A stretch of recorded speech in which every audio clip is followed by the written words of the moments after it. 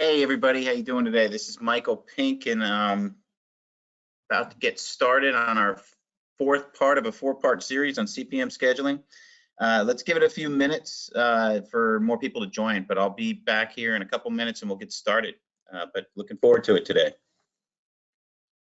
Please let me know that you can hear me and see my screen. If anybody's out there, could tell me that we're all connected up right.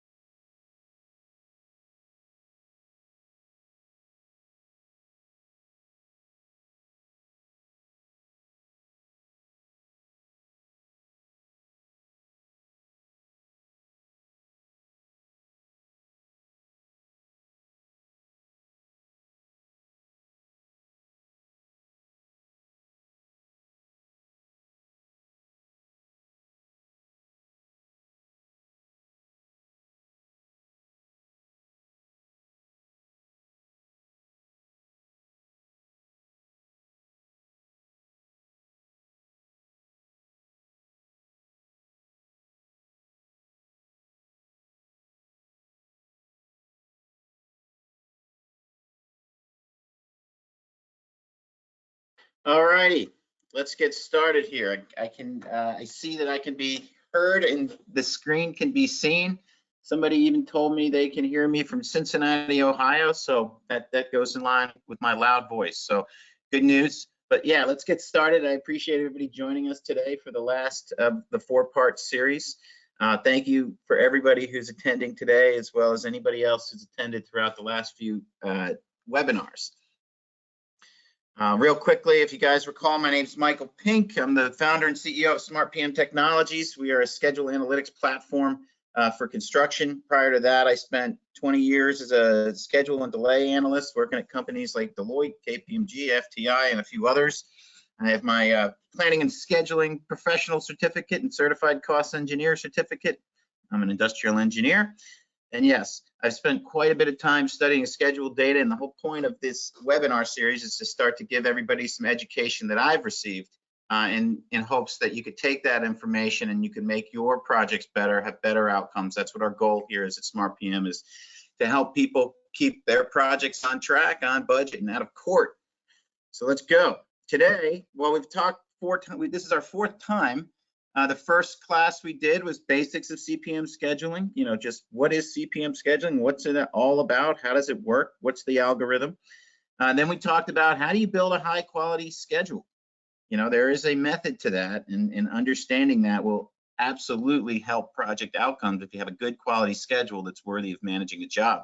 And then, you know, once you have that schedule, updating it and following best practices there is important so that you can understand your projects and you can keep understanding what's coming in the future, what's critical, what's near critical, and how do we distribute our resources effectively to get to that end date that's so important. And the last piece is now taking scheduling to a whole new level. One of the things that I learned as a consultant is that the best data in construction for understanding a construction project lies within the scheduled data.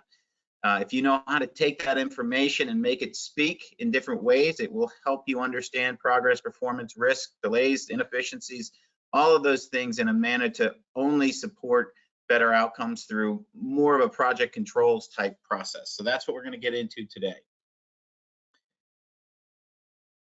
First, I want to talk a little bit about some scheduled data. We've looked at a lot of scheduled data, and I wanted to see what that mass data told me about, you know, construction, really. You know, having looked at many different, and you know, in a vacuum is one thing, but once you start looking at all the data collectively, you can start to see problems that really tie into issues that we see in construction. So I want to talk a little bit about that, which will lead us into ultimately talking about the different categories of analysis that you can get from scheduled data. I want to talk a little bit about how this data all forms a cyclical pattern and really throughout all of construction can be utilized, but it all plays off each other in order to be successful. We'll talk about compression. Then we'll get into some trend charts. I want to show you charts that speak and what that's supposed to tell you and how you're supposed to use that information to your advantage in a construction project. And, you know, I came from a world of forensic delay analysis. I did a lot of that in my earlier career. There's a lot of misunderstanding of that, and there's a lot of arguing that results, and that's how a lot of projects end up in court. So I just wanted to, you know, explain a little bit about what that process is all about as well, because ultimately, you know, if you can study delay, you can understand things better and ultimately negotiate whatever you need to negotiate so that you don't end up in court. And then we'll talk a few key takeaways of the last 4 episodes and we'll go from there. So without further ado, let me get started. Scheduled data. So I've collected a lot of scheduled data and I've studied it and I've run it through rigorous tests of quality. And I wanted to explain that to you because, you know, if you take a macro look at the industry, it starts to speak as to what problems do we see? You know, the problems that I've seen is and was shocked about in my early career was how many projects are, you know, late and over budget and headed to court. And this starts to explain why. You know, DCMA is a methodology that you can diagnose quality of a schedule. We've created a grading structure in our program to understand it, but then we pulled all that data together to see where do most schedules lie on the quality spectrum. And if you see the green means, you know, low risk of mismanagement, really. Those are good quality schedules. Once you get into the yellow, that's more the medium risk. And then once you get into the red, that's the high risk. And once you get into that medium and high risk area of quality, I start to say that aligns directly with medium to high risk of mismanagement. And what we see here is, generally speaking, you know, 88% of schedules are in that medium to high risk range. The chances are the critical path is off. And if they're being utilized to manage a job, well, people are looking at the wrong things and making decisions based on that when it comes to criticality and near criticality. But one of the more interesting pieces that I saw was schedules get worse over time. So the only way that could happen is by people making changes, but we want to uncover why would somebody go into a schedule and make changes. We've talked about it in the past. You know, generally speaking, it's if things are delayed or people decide to make some changes to the plan, is that making the schedules better or worse? You would hope that schedules would get better over time as you learn more, but in reality, the data tells us that they actually get worse over time.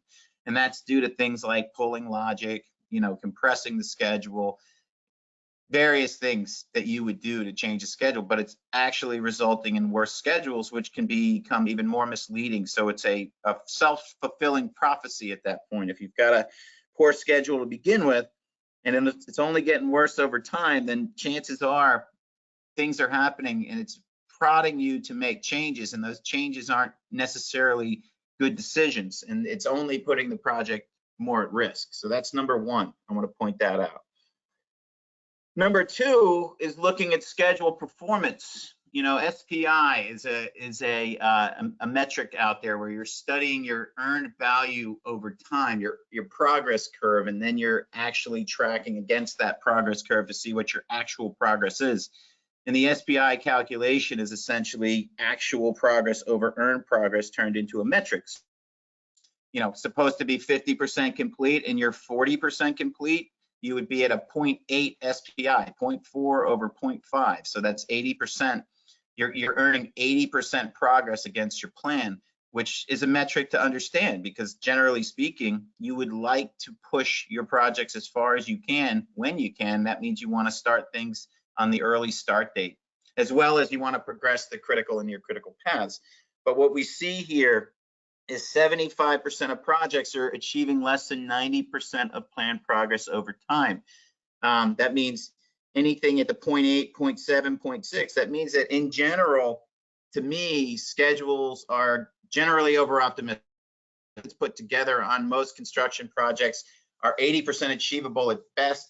You know, about 20, 25% of them are at the 0.9 plus range, which is great. But I think that this metric needs to get a lot better out there if we want to start to see this industry do much, much better. Number 3, we look at compression. So compression, we've talked about a little bit, is when you make changes to shorten the duration of the job to overcome impacts, or if you're trying to get more done in less time, you're starting to get into a compressed state. We usually look at the baseline as that original measure of how much progress over time you were going to get done. And then when things happen, like they always do, things don't show up on time, there's not enough resources, change orders are happening, there's design issues, there's weather. You know, the knee-jerk response is typically to make the changes to the schedule to overcome those issues, which results in compression. And what I see right here is, generally speaking, in the early stages of a job, there's an equal amount of compression and decompression, and the highest level of no compression out there. But as we move into the 25 to 50% range on a project, we start to see compression mounting on the right-hand side. So if it's positive, that means we're compressed. If it's negative, that means we're decompressed. And we can see that trend continue up until the last 25% of the job, and that's where things even out again. So what this story is telling me is something that I've seen and lived many different times, where a project seems to be going okay from the schedule's end date perspective, even though it doesn't look like it's progressing as planned. And ultimately, everybody's surprised at the latter quarter of the job that it's not going to get done on time, even though all along that end date was not moving very much. It moved a little bit, but not a ton. And it usually results in a lot of arguments. So this really is data that supports that reality that we see.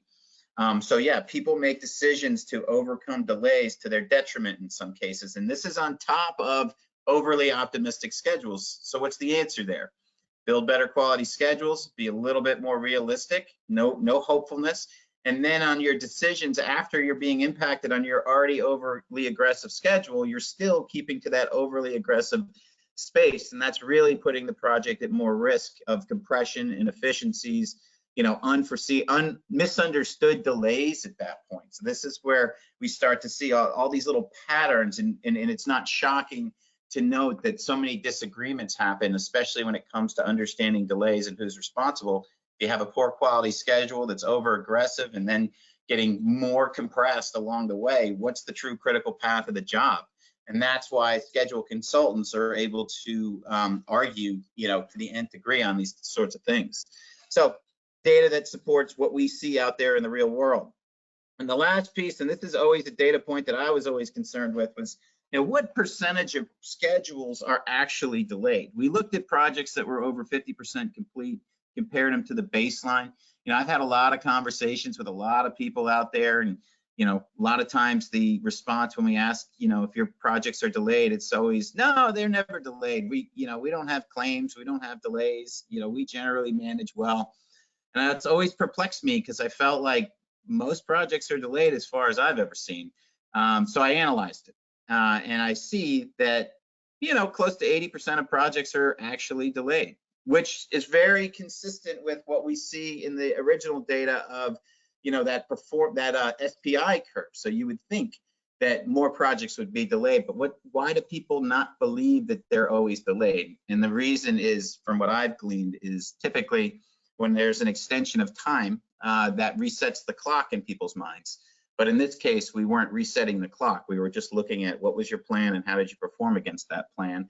And what we see is 80% of projects are delayed, which is interesting as well, but it opens up the door to some more things that we need to be cognizant of. The whole goal here is to keep projects on time, on budget, and out of court. And these are things that are telling us that for the most part, there's issues out there that we need to be better at certain things. So scheduling programs alone are not solving this problem. They were created 40 years ago.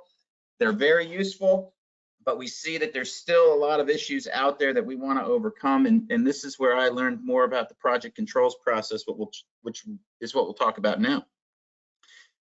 So what are some good categories for analytics? Well, we looked at quality. I mean, if you're watching your quality and making sure that the schedule is built well enough to manage a job, and you're not in that red zone or that yellow zone, chances are the schedule will be telling you the right things along the way, manage effectively. And that doesn't mean that you can't be delayed.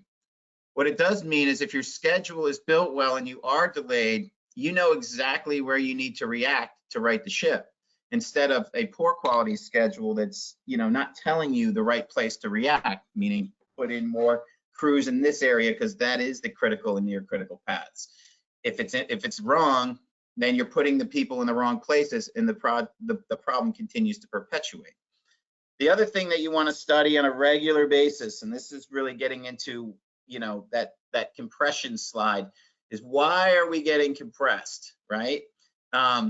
Lots of times in a lot of different places I've been involved in, generally speaking, the schedulers were, looking at the update, seeing the end date kick out, making some changes without having too much conversation with the parties around as frequently as they should, but just deciding on, maybe shortening a duration here, maybe removing a logic tie there, or maybe doing it in a lot of different places without actually having a discussion. Sorry, my phone was ringing. And then that gets into, understanding that delay issue is important, because if you're just doing that update, seeing the end date kick out and not going back and understanding why that end date kicked out, rather you're making changes to overcome that delay without actually seeing what's pushing the job, you're not actually out there solving the problem. So you want to study delay. There's a process for that, and we'll talk about it. Next piece is schedule recovery. Okay, so now we've been delayed and now we've made some changes, but are those changes good, smart changes, and are they being reflected? Are those decisions being reflected in the field? Are they actually following through and hitting the durations, or modifying, the crews based on the logical adjustments to the plan? Lots of times that sort of gets overshadowed with all the other fires that are going out every day. Once the schedule gets submitted, it's sort of like, let's go back to working as hard as we can, but not necessarily studying what are the actual things we need to do to keep to this plan. All of that plays into feasibility, quality, recovery, delay, and all those changes you need to understand, is the schedule feasible at this point? If you noticed in the beginning slide, schedule qualities were getting worse. That's a sign that they're not remaining feasible, especially on the over-optimistic side of things. If they were over-optimistic to begin with and they were poorly constructed and the construction's only getting worse, and those things are happening because of delays that we're not studying, and we're not actually following through with the recovery plan that we laid out, that's the recipe for that, problem at the end of a job where, nobody knows why this really happened. There's a lot of reasons it could have been. Let's, ask for money or time, and then the owner on the other end of the spectrum sitting there going, well, how do I know this is my fault? And that's really where we get into that dispute scenario. And that's, to me, the worst part about construction, is when, everybody works so hard to build something awesome, and at the end of the day, all they're doing is fighting over money. It leaves such a bad taste in your mouth. I worked on a very big job out at an airport once, and it was a beautiful project, very great architecture, one of the coolest buildings I've ever seen. And man, that turned into a disaster that nobody ever wanted to talk about again. There was hundreds of people working on it. And it just left a bad taste in everybody's mouth. It was a beautiful building that nobody ever wanted to talk about again that worked on it. And that's the reason these things are an issue, is because we want that project to be a good memory. We want that project to result in future projects working together with an owner and a contractor. And we want to see and appreciate the thing that we built. But if we've got this sour taste in our mouth because of the issues we're talking about, it ends up in a bad environment with a lot of stress. And, generally speaking, the industry is pretty stressful. So we'll talk about each one of these. But before I do, I want to, that this is a cycle, really, starting with schedule quality. If you don't have schedule quality, you're not going to be able to do a true delay and recovery analysis, because the critical paths and near critical paths are going to be off. So that's number one. You have to, if you want to be successful in managing a job, and if you want to be successful in understanding the data, quality is the linchpin of success, which opens up the door to actually doing a delay analysis that's accurate and understandable, as well as a recovery analysis that's meaningful enough to actually manage to an end date. And then once you can get through that and understand the delays that are happening and understand the approaches that you're taking and actually manage to them, that's where we can start to understand feasibility of plan. And if we lose sight of feasibility of plan and we're using a plan that's a little bit over aggressive or optimistic or hopeful or unrealistic, well, schedule quality is going to fall apart eventually, which means the delay and recovery analysis is going to fall apart, and your feasibility and risk analysis is going to go away too. And that's where your project sort of spins out of control. So looking at all these things, always, they feed off of each other, and they can't be done without all of them being done together in this cyclical fashion. We talked about quality a little bit. You know, there's many different tools out there that look at quality, but really there's a lot of different analytics that you can do to look at. There's the DCMA 14-point check, and then there's many other things that you can look at. You know, we've worked with our customers to understand, you know, what are some other items that you want to include or look at. We've made them very visible in our program. I generally like to figure out the areas where I'm going, you know, above any certain risk threshold. Some of these products just tell you the 14 points, and they tell you, you know, here's how many instances that you've, you know, not had a logic tie, or you've, you know, having too long of a duration. I think, as I've mentioned in the past, that quality is more of a user's preference. There's a little bit of art, there's a little bit of science, and it actually really circles around the user's preference on the type of job and how they do business at their company. But we want to make it quick and easy and systematic. So what we have the ability to do in a lot of these programs is download and understand where are we going over our thresholds, and we allow the users to adjust their thresholds the way that they see fit and really key in on certain things. And some of our customers actually, you know, have different schedule quality rubrics for different projects or different points in time on their job. Some of the quality metrics that we can look at are, you know, updating best practices, and some of them are more structural integrity issues. But you want to make this very accessible and very visible. You know, one of the challenges that we've seen in the industry is that, you know, when scheduling came out, you know, a scheduler would go do their job, and, you know, they might be doing it well, they may not, but nobody really understood whether or not they did. And nobody other than the scheduler really understood best practices. But what we are striving to do in the industry is make it very visible what a good schedule is, and allow the company to have some, you know, customization in their approach, but then systematize that in a manner that promotes better outcomes based on what they've learned in their business on their types of projects. But quality is all about, you know, a certain number of metrics and risk thresholds with those metrics, and once exceeded, digging back into the schedule and correcting those issues. And you can see here, you know, in this particular schedule, you know, this is a spreadsheet that gets kicked out where there's missing logic, right? That's red. We've got 20 missing logic ties. I believe you shouldn't have one missing logic tie. A lot of high float. That starts to tell me that, you know, maybe we don't have enough crew logic. Maybe things are going to stack by design or compress by design. So these are all little issues.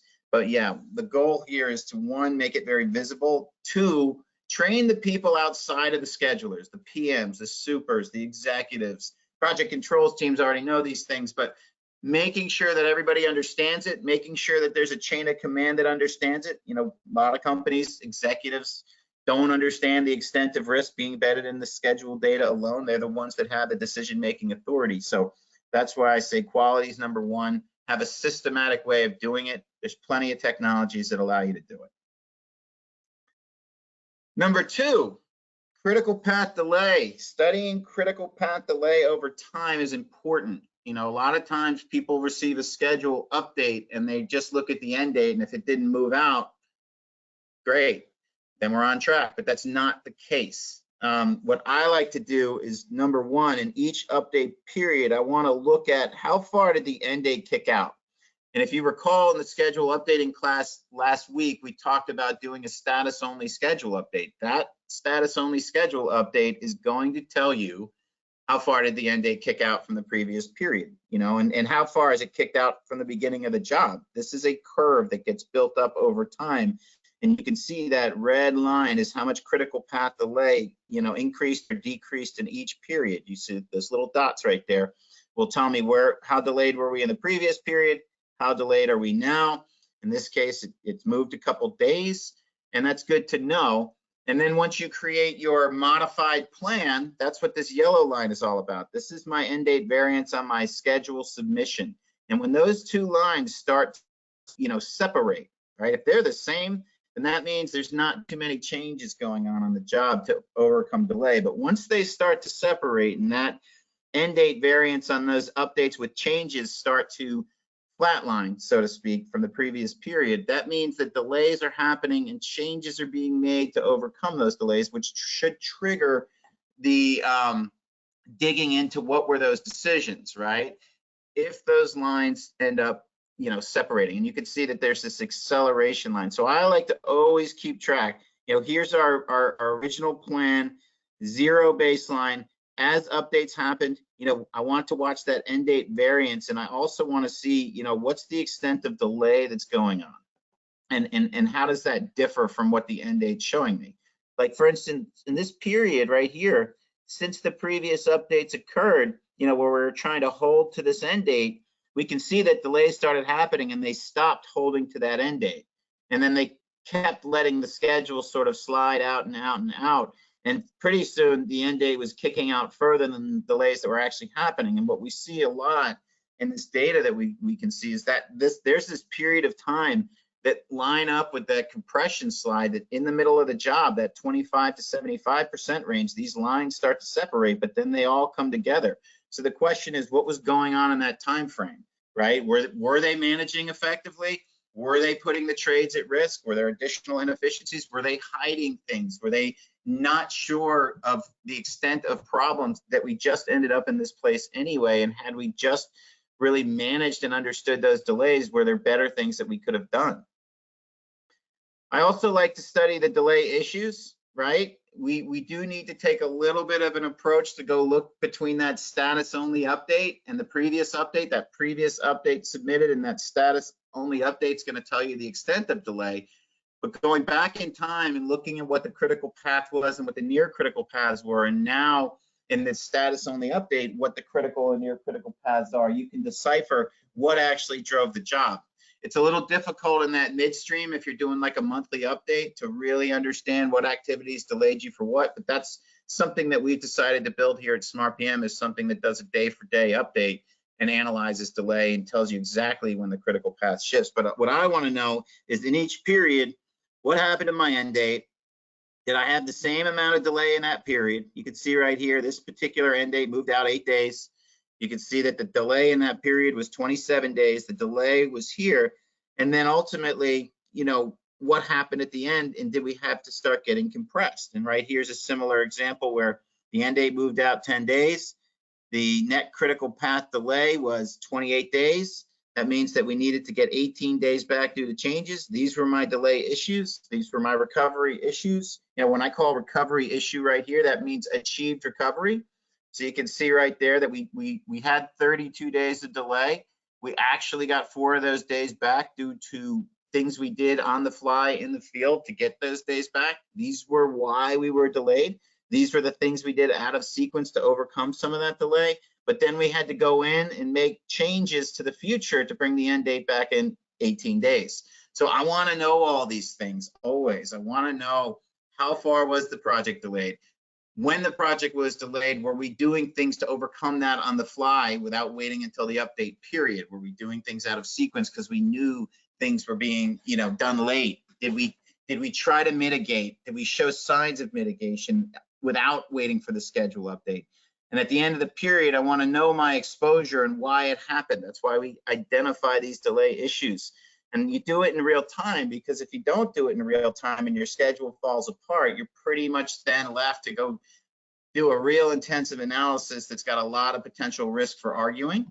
And if you're not having these discussions along the way, you're creating a situation where the two sides aren't necessarily trusting each other. So that's, again, starting to build up this recipe for disaster. And you also want to understand, in order to see delay, in each period, these are the graphics we used to build as consultants. When I was doing a delay analysis, I would look at each update. I'd figure out where that historical critical path was. This is something that's not evident in any scheduling program like Oracle or Microsoft or any other program out there. They only give you that forward-looking critical path. So my job was to always figure out that historical critical path. What was critical at the time, and how do we progress that? That's why you compare that last plan to your plan without the changes, because that's what's called a half step, because the whole step would be making those changes at the end of the period. So we want to be able to look at and really decipher in that period of time what pushed the end date out prior to making changes to the plan. And that's really where you can start to highlight your historical critical path and start to gauge delay. And really, this is what you want to talk about, because once you have it at this level, you can start to go into information that would remind you of the issues that were ultimately driving this impacts. And this is really where a lot of people argue, is what was the historical critical path? And as you're waiting until the 75% mark to relax the plan and then have that discussion, that historical critical path starts to become arguable. So I like to do it at every single update. I like to bring it to a level that you can understand.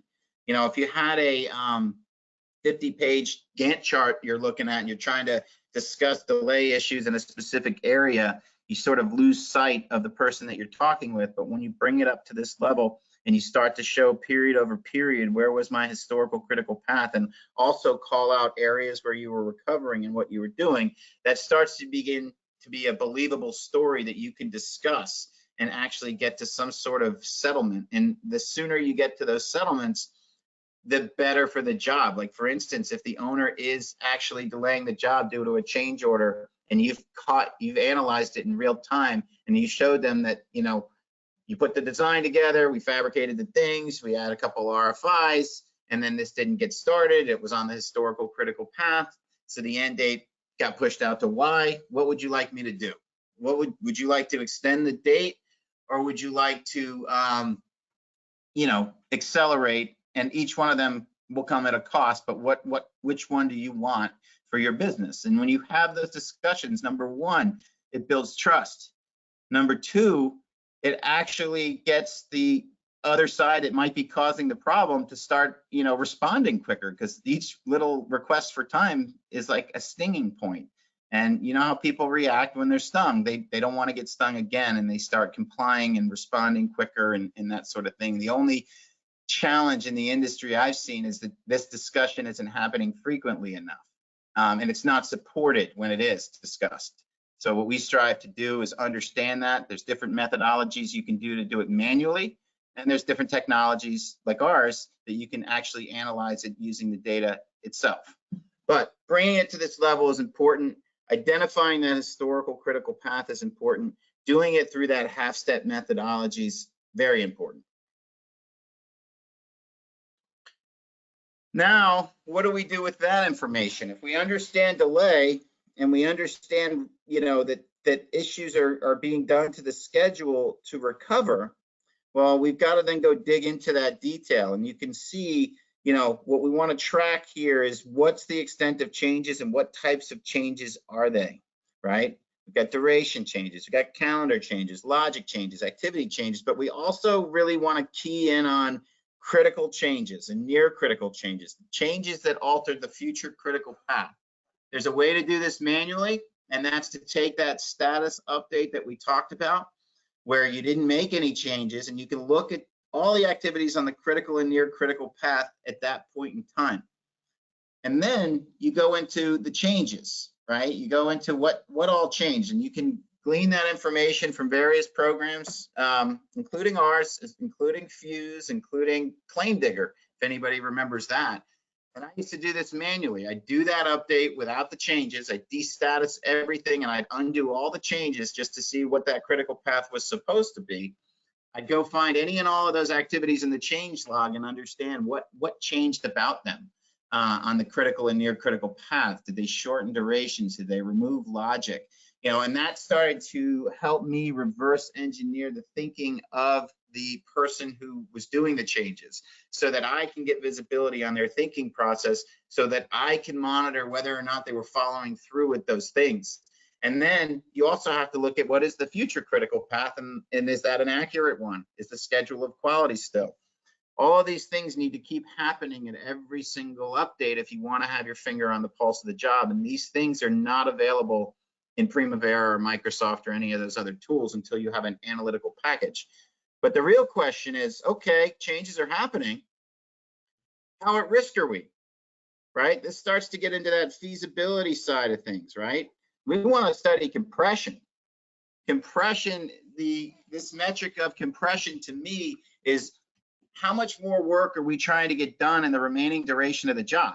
And how does that compare to how much time we gave ourselves in the baseline to get that same amount of work done? So say you're 50% complete and you've got 50% more to go, and now you have, 8 months to get that 50% done, whereas in the baseline you had 12 months. Well, you're trying to get 50% more done in that time frame than you originally anticipated, and that's where you start to get into this red area. And the reason I like to call that the red zone is because once you get past about 20%, which is in the middle of this risk zone right here, that's basically saying you have to work weekends. You have to work weekends probably on the critical and near critical path stuff, but it might, compression isn't just about critical and near critical. It also is all the work that's being pushed off because there's float available. So all of it plays into this, and you've got to really start to think about how do we mitigate this compression effectively. And once you get into more days in the week than you can work, that means it starts to become a resource issue.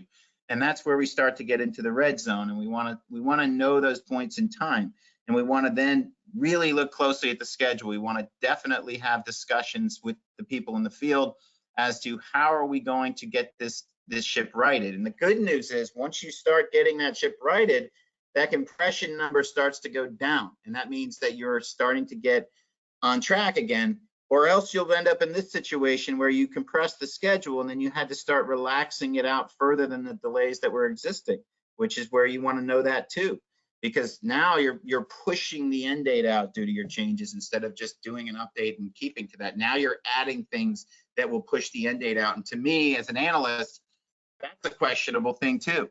You want to make sure that there's discussions about pushing it out and that they're not just adding change orders and hijacking the critical path to ultimately, push that end date out. So these are three things that you might want to look at together that can be analyzed and start to tell you that story. The extent of changes, why those changes were being made. Is it related to delay? Are we trying to keep to an end date even though delays are happening? What are those delays? What are those changes? What are those changes around the critical path? And are we getting overly compressed to a point where, we may piss off some trades here, right? Are they going to stop showing up because it's getting so inefficient for them that they're not making any money? And am I destroying this relationship with that sub? Am I going to have to promise them again on the next job that I'll make them whole? These are all the things that happen when you don't have a finger on the pulse of the job. And then compression, we talked about. I'll talk about it again because I really, really am passionate about compression. Over compression really is that place where you're writing checks that you can't cash, really. And that's really just kicking the can down the road to having an argument later on where you're going to have a lot of different discussion over what really delayed the job, and then ultimately probably result in a disagreement or a bad relationship. And that's why we don't want that to happen. So it's misleading. It's misleading to everybody. It's misleading to yourself. It's misleading to the site teams. It's misleading to the subs. It puts the subs in a position where they're going to be inefficient, where they're going to make less money. And it's also, misleading to the owners. A lot of times people don't think about this when it comes to a project that's late. They think about, what's the cost to the extension of time for the construction people? But what they're not seeing is what's the cost to the owner. The owner needs their asset, and the owner's planned around having that asset at a certain point in time.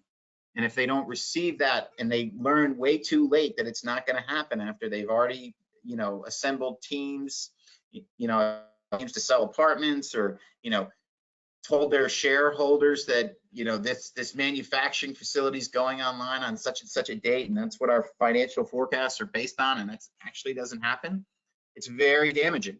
So having a compression process where you're not overly compressing, or you're at least doing it responsibly, and then you're managing to that, and you know the extent of that impact, and what needs to get done to keep everybody, apprised of reality, that's where you end up with good outcomes. But when you don't, and you're overly compressed and you're starting to mislead people, that's where damages occur. And yes, people are going to want to be paid for that and maybe not want to do business again. It results in erroneous critical path, right? So even compression will hurt you, not just the people around you, because you're then going to be making decisions based on a critical path that may not be accurate, right? So, we use this tool to tell us something about priority. What should we start today? How long is it going to take? And what ties to the end date right now? And if that's wrong, and you're focused in the wrong area to manage to an end date, well, guess what? You're going to be delayed, and you're going to have that same problem we talked about, where everybody's surprised at the end, which, all the data supports that surprise typically happens. And the result of that surprise is a lot of damages. But yeah, we talked about the inefficiencies of the trades. Once you start trade stacking, asking them to do more, asking them to scatter their groups around, demob, remob, stand on top of each other in certain areas, productivity will mount. Poor productivity will mount, which results in losses as well to the subs. It also often results in disputes when you get into this trap. And anyway, I was going to say, it costs time and money. And that's why unrealistic and poor quality schedules are harmful. The schedule will have that erroneous critical path, like we talked about. It'll be overcompressed, resulting in inefficiencies. The project will be more delayed than we realize it is, and there'll be surprises at the end of the job. Nobody will understand why. They'll have their opinions, but they won't be able to prove it. And if they do have their opinions and it's even right, if the scheduled data was all jacked up, well, the other side's going to pick that apart and and argue that they even have to pay for it, which is again going to result in this dispute. And that's really where the project ends up late and over budget. And that's why I talk about these things as being very important. But let's look at a few of these, KPIs that we can glean. I talk about, delay, recovery, SPI, quality, compression, forecasted completion. This gets into our predictive analytics. But if you look at this schedule right here, it says we're 37 days late. That's it, a month and a week. But in reality, we're 52% complete, and we should be 90% complete, and we're only a month late. Interesting. We've got a D+ schedule. That means that they don't know the critical path, most likely. We're compressed. We're actually projected to get done in 3 months. So I can't trust this date because I'm looking at SPI, I'm extrapolating it into the future. This is the type of stuff that needs to be in front of your eyes. And there are, SmartPM does this, as well as other technologies, probably not the same level that we do, but there are certain technologies out there that can do bits and pieces of this. But the reality is a lot of people don't do that.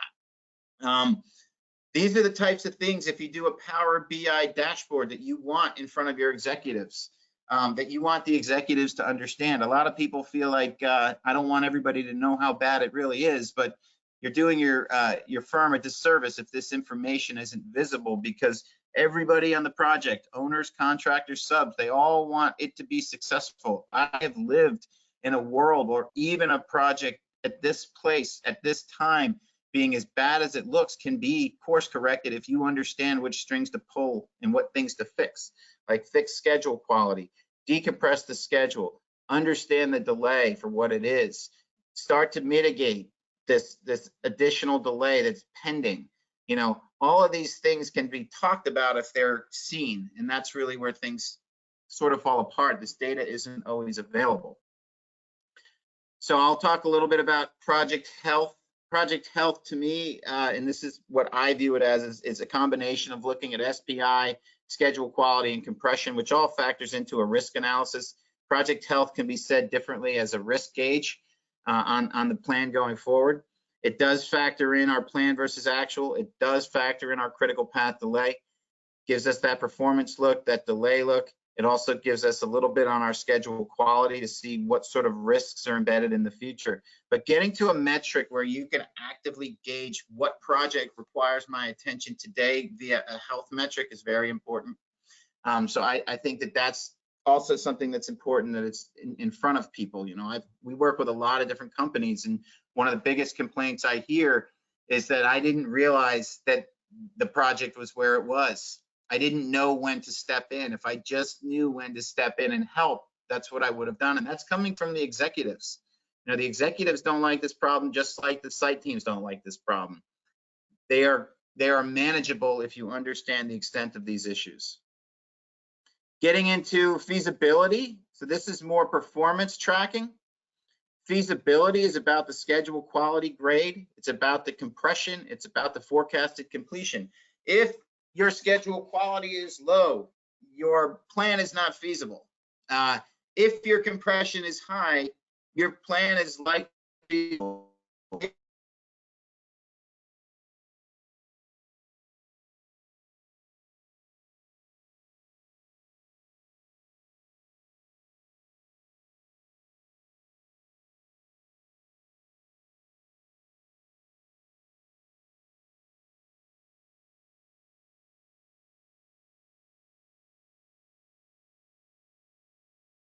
If your forecasted completion isn't indicating that you're on or around the date, you're on that trajectory, well, guess what? Your schedule, all you got to do is go. You can fix forecasted completion by doing the same thing that you would to decompress the job. You have to progress the job more, but if you don't see these analytics right in front of you, you run into problems. And this is stuff that can happen as soon as, 30, 40% in the job, or even sooner than that. So we've got to keep an eye on that. By the way, it sounds like I was lost in terms of sound. Can everybody hear me now?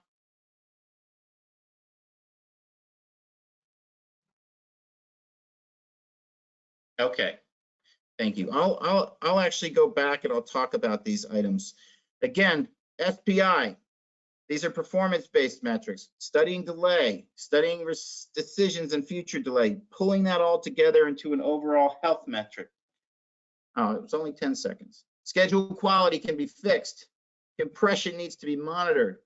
Using your historic performance and extrapolating it into the future as if you were going to make no changes to how you were progressing the job is important. That will give you a forecasted completion if you don't do what's necessary to course correct. And that starts to give you a gauge of risk of when that end date could potentially fall. And having that visibility is important to make decisions. But looking at them side by side, these things build up over time, right? If we want to look at our planned curve next to our earned curve, you can see that as these things spread apart, the SPI got worse, but then it got better. That probably meant somebody decided at that moment that we really need to kick it up a notch. Watching delay, comparing that to your end date variance, knowing that things are delayed, understanding what delays are happening, and then going and looking at the changes, making sure that those changes are feasible, what those delays were and what the response was, and then comparing it next to your compression metric is what you need to do.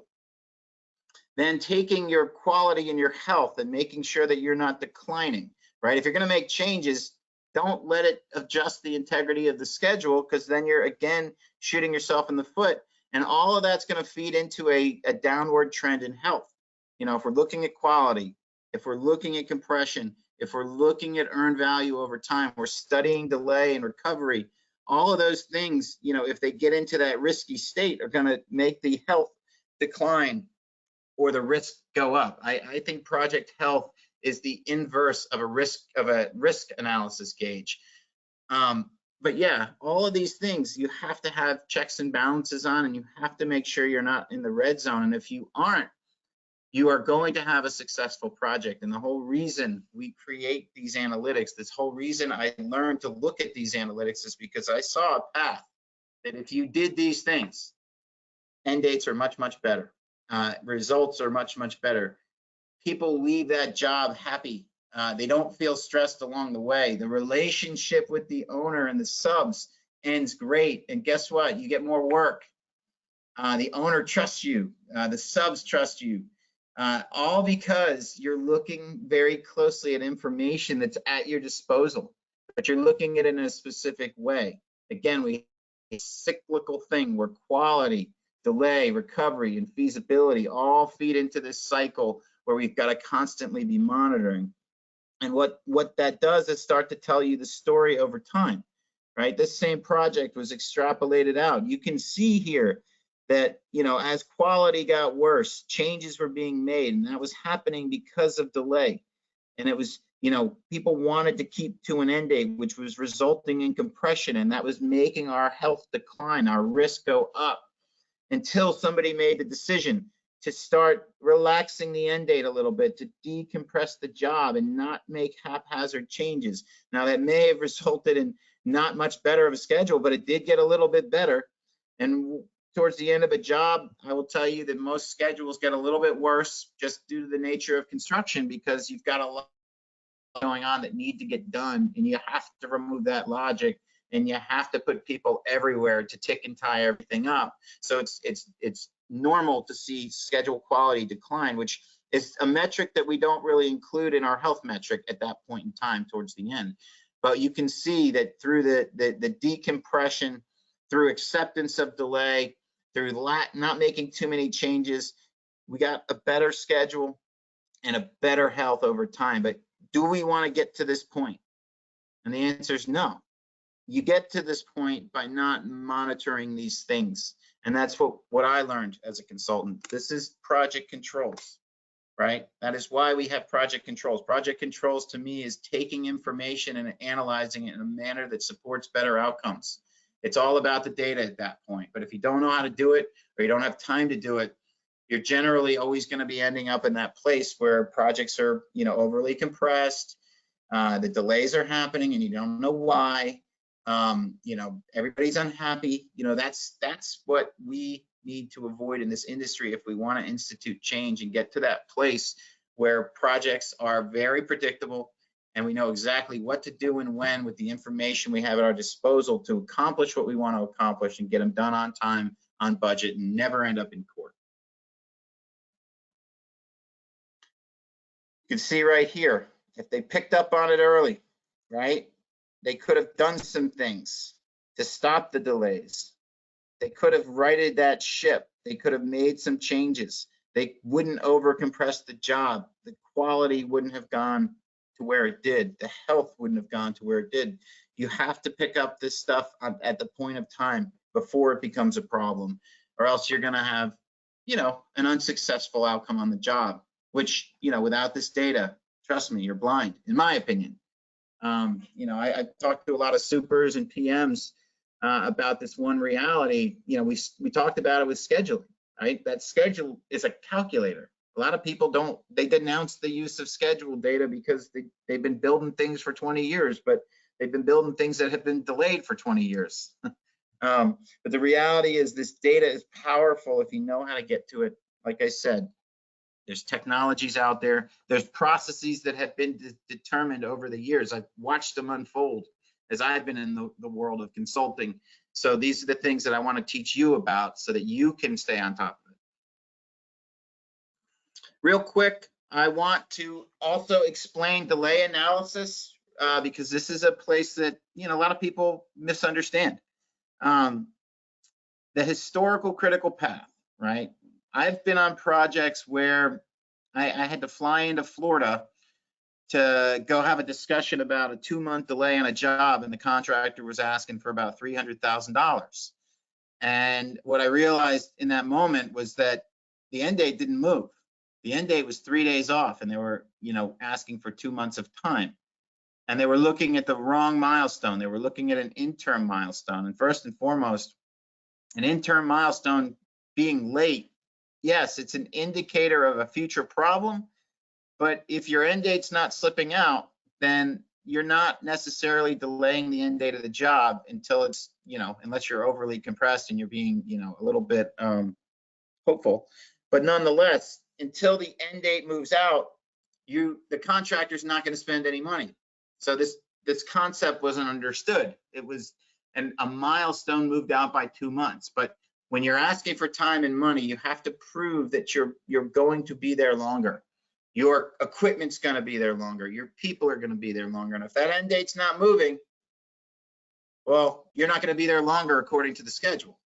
If a midterm milestones move 2 months, well, that doesn't mean you're going to be there longer. So you can't really ask for time and money. So the historical critical path, what we talk about, that longest path that extends from today to the end date of the job, is how you analyze delay. It's the thing that drives the end date. Now, of course, you do have to look at those interim milestones, but what's really at risk there is liquidated damages. Because if your interim milestone's late and there was liquidated damages associated to it, you do need to study the critical path to that point in time, which can be different than the longest path for the job.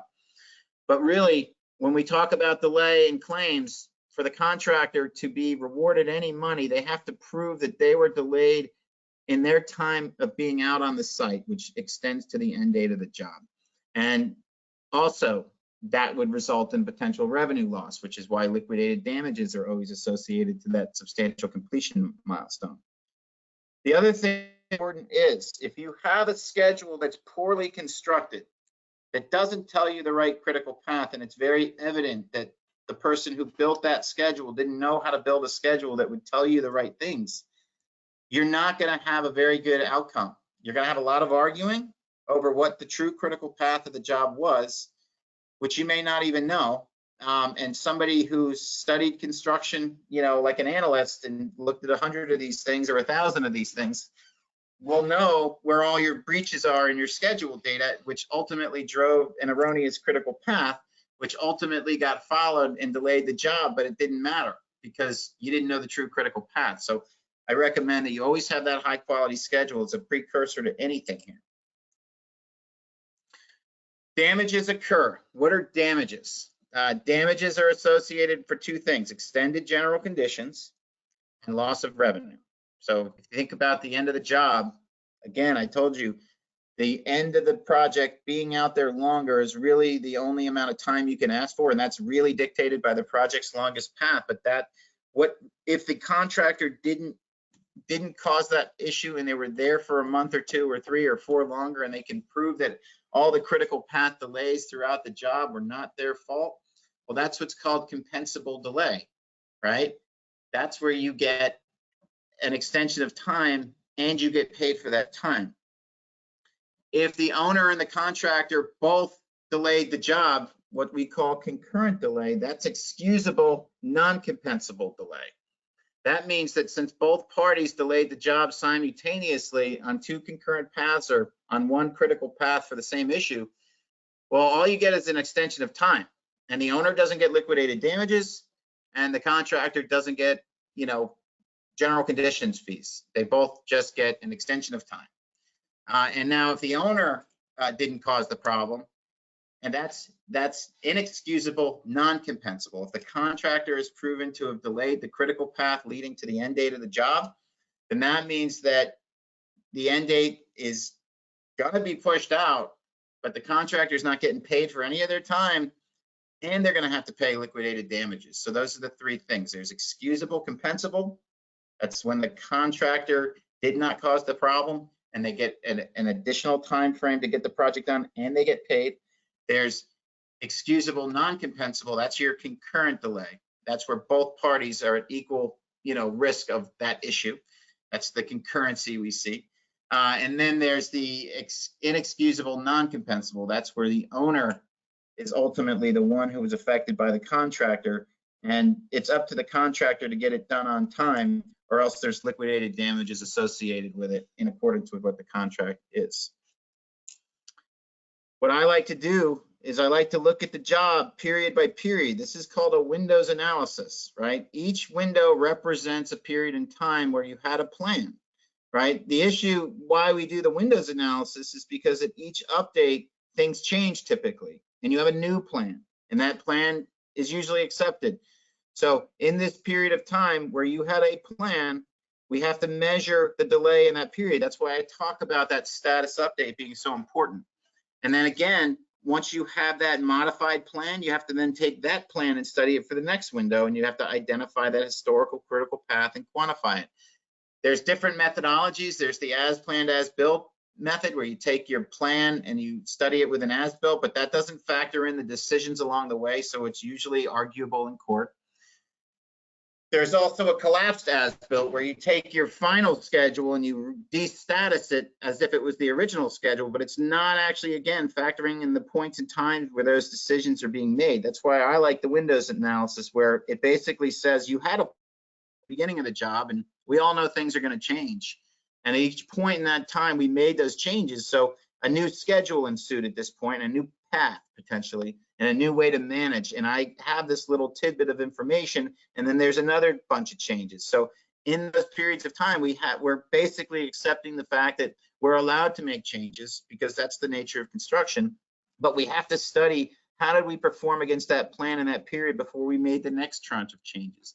That to me is why the Windows methodology is the most useful and most accepted one in court. And you can see in each category, you're able to then easily identify that historical critical path, especially if you're doing those status updates.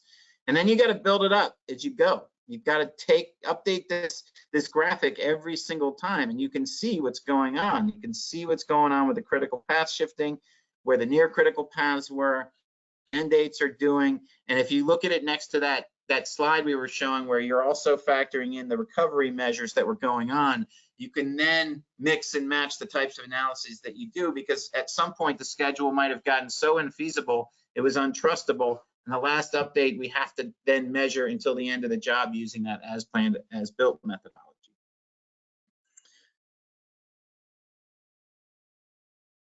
This graphic is showing you again, we do want to track these delays over time. We always want to make sure that we can see what's going on with the end date and how that's getting into compression. I start to question the integrity of the schedule once you get into this yellow zone, and definitely once you're into that red zone, it's likely a schedule that's unachievable unless there's drastic changes in resources or something.